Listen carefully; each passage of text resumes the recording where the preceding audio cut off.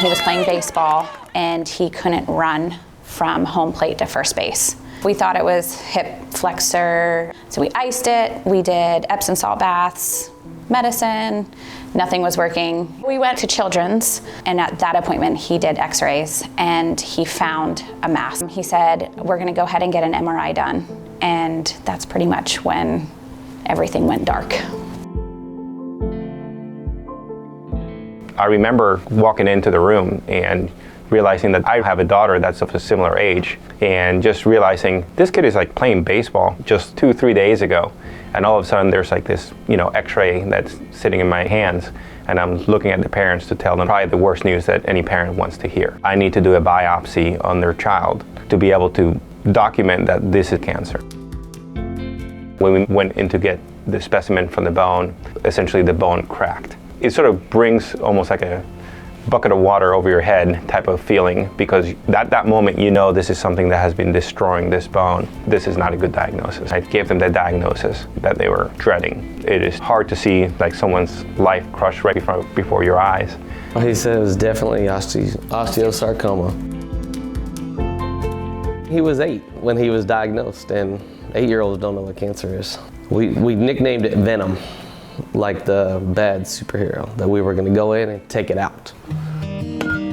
We continued to play baseball. I coach on his team, and he'd go out there in his walker. His old man walker. Take his old man walker to practice, to games, and didn't complain.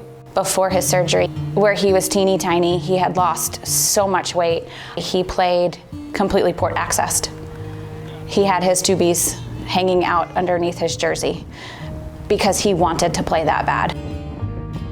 Osteosarcoma requires a multi-modality treatment. Planning encompassed chemotherapy, surgery, and more chemotherapy. He ended up getting what's called an endoprosthesis. It's essentially grandma's total hip, but on steroids. And for a kid that is going to be growing. So he has to be able to lengthen with him as well. The device lengthens with a magnet. There's a magnet that's inside the prosthesis, and you're able to gradually lengthen it over time in a procedure in the office. The care that Nolan received can only be received at a specialized center. You will not get this at your regular community hospital or regular university hospital. The reason he got this technology and this treatment was because Children has invested on developing a team that is able to achieve these goals. My favorite sport is baseball. I love the action in it.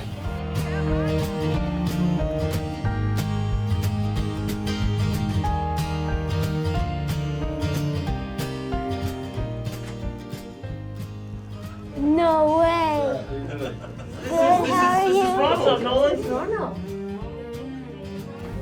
The collaboration between Aflac and Children's and Orthopedics is a very group-oriented effort. We discuss patients' diagnosis, we discuss their prognosis, their staging, and we can come up with an appropriate treatment plan. We work hand in hand with them. What's up, dude? Robin is the funniest dude ever. Robin's trying to make me do better and trying to make me suitable for baseball so I can run faster, throw the ball harder, and just be able to play better than I am. I always tell you, you gotta make the noises. Noises are very therapeutic. We kind of clicked right away, and we kind of hit it off talking about baseball, talking about sports, talking about life. I think Nolan's changed my life for sure. Just the grit to Nolan to show up, smile, be positive, be happy, to move forward, and to, he's like, I'm not a kid with cancer, I'm just a kid. I want to play, I want to be a kid, right? I mean, I think people should support Children's, because if there was not a place like this, kids like Nolan wouldn't be able to get to play baseball again.